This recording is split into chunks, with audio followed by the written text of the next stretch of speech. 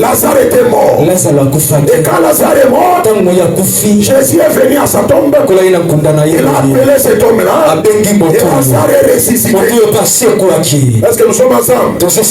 Mais qu'est-ce que je vais vous enseigner ce matin par là? Écoutez,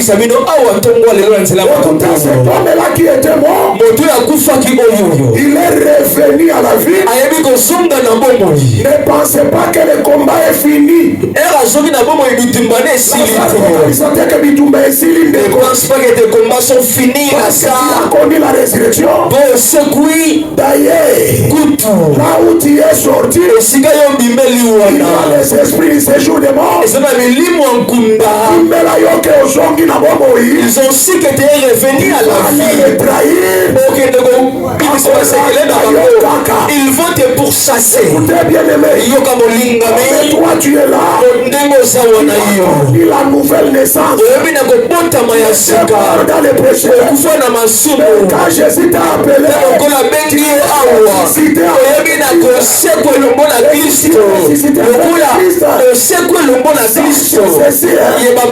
c'est là maintenant que le combat commence. Écoutez peuple, ce que je vais t'informer, c'est cet homme de Lazare, il est ressuscité de mort. Il a compris quand le Jésus n'était pas là, la mort m'a visité. Lève ta main droite que je te bénisse. Que mon Seigneur te bénisse. Bénis en élevant seulement les mains. Si je te bénis, tu es béni. C'est la main bien-aimée. Lazare a compris. Alléluia. Amen.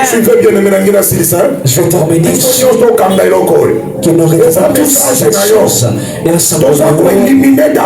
est en train d'éliminer tous les dangers. La Bible dit, Marthe dit à Jésus, si tu étais là, Lazare ne devrait pas. Mais Lazare c'est-à-dire Jésus n'était pas. Alors quand Lazare est ressuscité, il a compris. Amen. La mort m'a visité. C'est quand j'étais loin de cet homme. Et maintenant, cette fois-ci, il faut choisir la place. La meilleure place. Il faut qu'elle a changé. Je dois changer avec la fille de la table. Je dois m'asseoir dans la table avec lui. Oui, bien aimé. La fille de la table. Elle nous a promis. L'éternel est mon berger.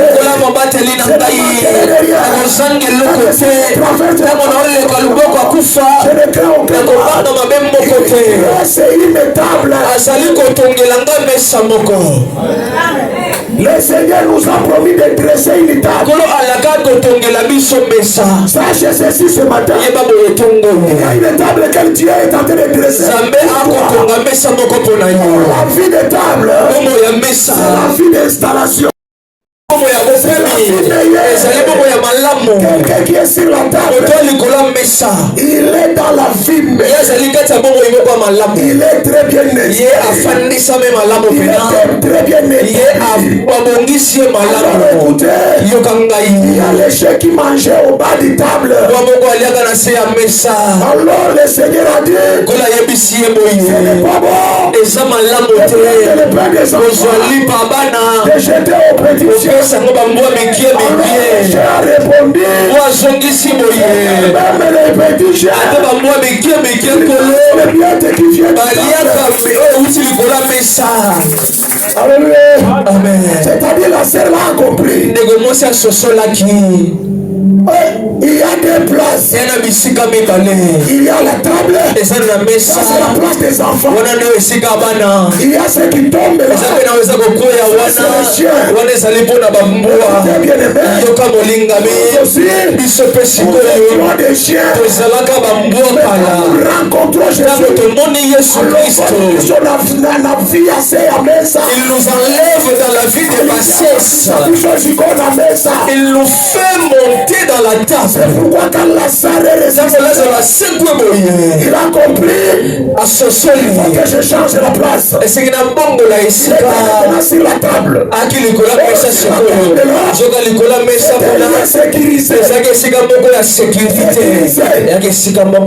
On a comploté contre lui. On a fait des complots. Les choses cet homme-là, il a beaucoup de succès. Est-ce qu'il a ressuscité des morts? C'est un témoignage vivant. Il faut le tuer. C'était des complots. On complotait contre lui. Alléluia. Amen. Mais c'est que j'aime. Alors il voulait mettre ça en pratique. Il s'approche pour tuer Lazare. Lazare a calaté. Ils n'ont pas trouvé l'ancien Lazare. L'ancien Lazare est mort à l'absence du Christ. Kasiambala oyo. Bakuti Lazaro. Asa elokona Yesu likola mesa.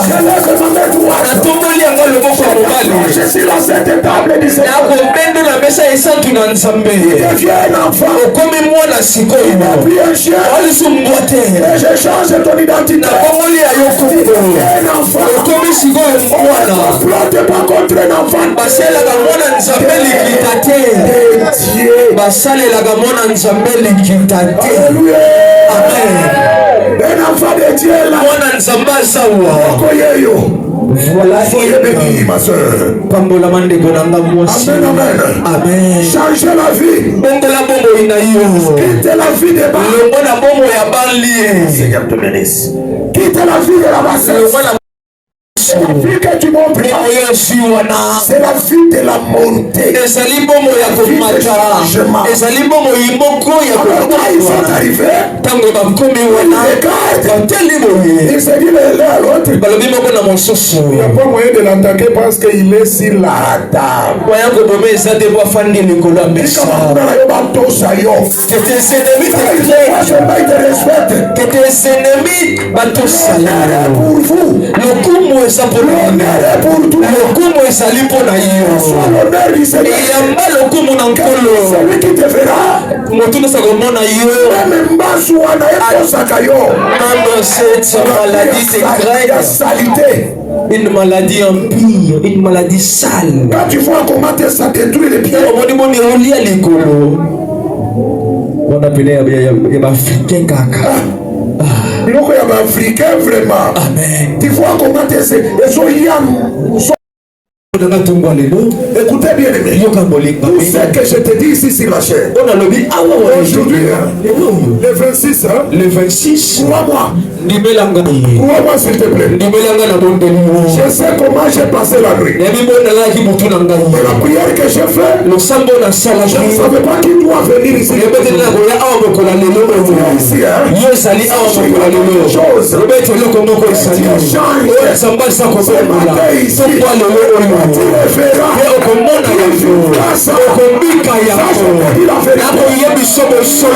Que Dieu vient de changer.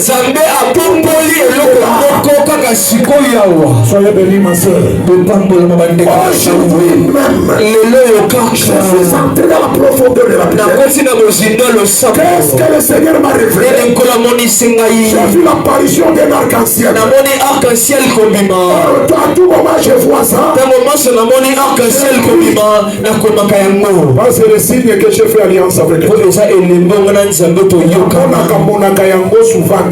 Je les vois pas souvent. Ça fait 2 ans. Mais c'est aujourd'hui. Avec la peur là, j'ai imploré Dieu. Alors il y a l'apparition de l'arc-en-ciel. C'est pourquoi je vais te dire ceci. Qui me voit, ne regardez pas d'ordinaire. Regardez-moi un homme spécial. Je viens avec un message. Il y a un déluge qui devait abattre sur toi. Comme là, quand c'est à Paris, c'est d'Élise n'aura plus lié. S'il te plaît. C'est d'Élise n'aura plus lié. Il y a les camarades devant qui? les motions d'année. On devrait éliminer qui? Ça ne tiendra plus. Sur la forme de Ce qui va salir ma guitare. on tomber sous nos pouvoirs. Alléluia. On a essayé de faire ça. On a vu un homme de Dieu. On a comploté. On a terminé. Les complots. Makita. Que le Seigneur t'ajoute. Amen. On a fait ça pour Paul. Et quand on a comploté, à cause de quoi?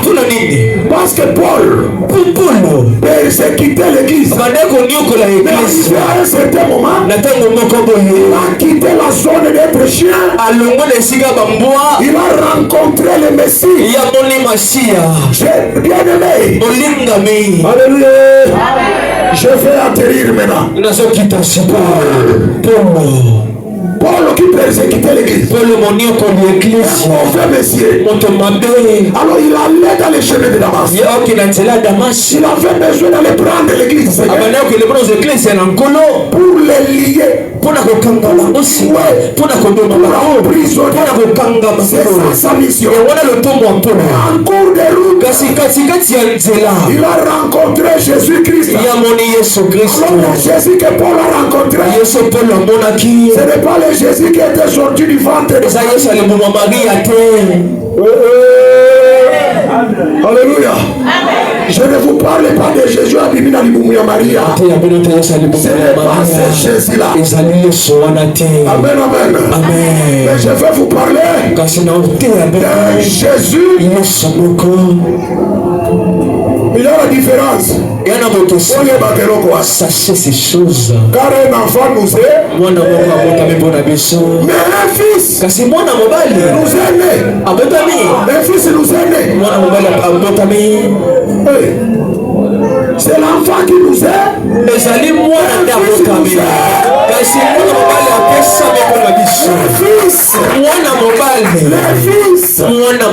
Attention bien aimé. Quand les fils se pleurent devant la tombe, le pleurer du fils, c'est autre chose. Amen. C'est pourquoi Jésus que Paul a rencontré, ce n'est pas le Jésus qui est en Galilée.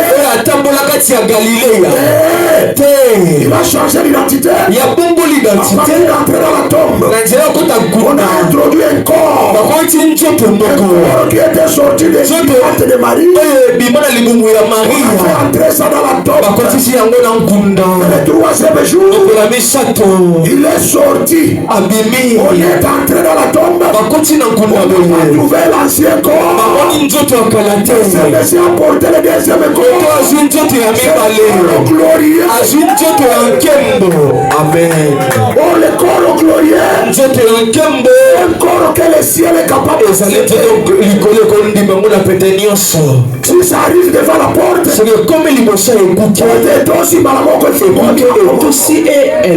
même s'il ne passe pas par la porte, il va se retrouver à l'intérieur de la maison. C'est autre corps aussi. Je t'explique ceci. Je te parle d'un Jésus ressuscité. Un bon Dieu au ciel. C'est glorieux. C'est le Jésus laquelle je te parle. Est arrivé aussi. Paul a fait cette grosse erreur. Jésus était déjà mort. Alléluia. Amen. Alors il commet cette grosse erreur. Il fait un coup de route. C'était à 12 heures. Il y avait la lumière de midi. La plus grande lumière du jour. À midi. Où le soleil dégage. La Bible dit ceci. Il y a une grande lumière. monene. C'est-à-dire la lumière venant du ciel. Pour les outils du colon. La lumière plus grande que la lumière de ce monde. Et le film pour la mokili oyo na makasi. La lumière plus grande que la lumière du soleil. Et le film monene kolega mpole ya moi. Alléluia. Cette lumière-là. Pour le voilà. Amen, amen. Amen. Est descendu. La lumière est descendue. Pour l'ango ekiti. La lumière a affronté la lumière du pour midi. À sa descente seulement. Paul n'a pas résisté, il est tombé par terre. Qui l'a fait tomber? Or cette lumière-là, c'était une personne. Et la personne l'a parlé. Il y a une fois qui était sorti de la lumière.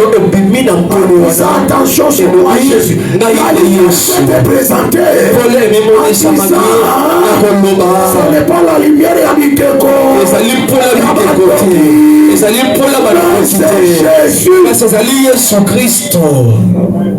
c'est la toute première fois que le Seigneur s'est présenté.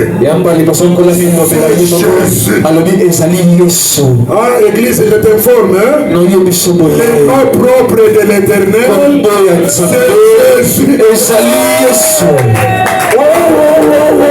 Le nom commun. Jésus-Christ de Nazareth. Jésus-Christ. Parce que Nazareth ne se trouve pas au ciel. Il est descendu du ciel. Jésus-Christ. Non, c'est le nom de Jésus-Christ.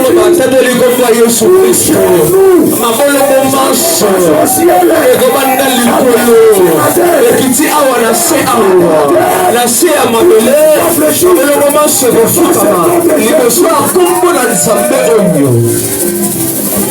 Bien de les trois parties géographiques. Bisika misatu likolo mabele se ya mabele. C'est fini. Je vous dois fléchir. Mabolongo se kofutama se fundisa le nom du Créateur. onezali kombo ya mokili. Amen. Mabolongo nyonso. Alors je te pose la question. Natuni omotuna. Les genoux de Marie. Mabolongo Maria. Doit fléchir. Les genoux de Branham. Doit fléchir. Tonton qui parle doit. Il y a d'autres qui parlent au fond de la maman de la pédéliose. Mabolongo nyonso. Dis tout, hein. Herbate nyonso. Les tout de français. Ezali nyonso le pototo. Ezali nyonso makomi esato. Mabolongo nyonso eko fukama. Wana bosomo. Amen, amen. Tout genou doit fléchir. Mabolongo nyonso eko il a rencontré. Ezali moto amonaki. On a comploté avec lui. Basali makita na ye. On a commencé à prêcher que tu vas dire que tu es Christ. n'était pas Paul l'ancien. Azaki Paul ya kalate. Venu un nouveau né. Basa comme ekelamu ya sika. À partir de là, Kobanda wana. on a découvert la grâce qu'il était. Basoli nguya za ikati na ye. C'est ce message dans ta. J'ai fini mon message ici. Écoutez bien les frères. Yoka molinga me. Je puise dans la parole. Nakotoka ngona maloba. Je puise les étoiles. Natoki Je puise la source de la vie. Natoki liziba bombo. Je puise toutes les chances. Natoki ba chance nyonso. Je les jette au milieu de la vie. Yango katikati ya eglise. Oya bango na kombo na Yesu Kristo. Yoka molinga me. Ils ne te suivront pas pour rien. Tongo oyo yo. Tongo le 26 oyo. Eza na monzoto oyo ye. Ton étoile. Ça commence aujourd'hui 26. Alléluia. Quand on a vu ça, tu es Paul. La Bible dit le complot lui est parvenu. Comment ce complot nous sont parvenus? Parce que Goliath s'emmène. Tu veux comploter contre moi. La pierre est dans la tête de Goliath. Amen, amen. Le complot lui est parvenu. Makite comme lié. Directement. Au lieu que Paul succombe, mais c'est un Paul à quoi comme un civil. le coup la civil est mort. J'informe l'église. Non, il y a monsieur. Celui qui a les derniers mots Moto c'est dans le de ta vie, il est bon il est au ciel. Celui qui a la dernière décision, il est dans la Bible. Il est dans la parole. Et celui qui est dans la parole, ils sont des écritures. ils sont des écritures. Il marche parmi les hommes. Il laisse les cieux. Il marche sur la terre manuéquelle. Marché à Galilée. Marché dans ses ciments. Yesu Kristo Olimo na nkolo les écritures. etika makomi esantu ebana kotambola esika osali olengengisa monzoto na yo ton étoile ne restera pas la même. Amen. Vous allez aider pour ça la complot. Vous avez fait que ils ont commis une erreur. À partir de complot. Les choses changent à partir de ce complot. Les choses deviennent autres à partir de ce complot. Passe maintenant. Réellement cette église. Devant le Seigneur. Le Seigneur qui m'a ôté la face de quelque chose. que le Seigneur la face de quelque chose. Pourquoi? Signé par la parole. Seigneur te bénisse. Jésus. Tout complot contre toi. Ça change. C'est complot change en travail. C'est complot change en finance.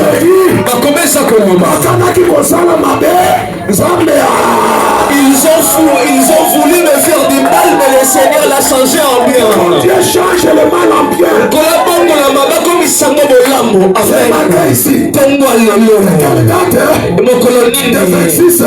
Le 26. Bien-aimé, à partir de ce signe que j'ai vu,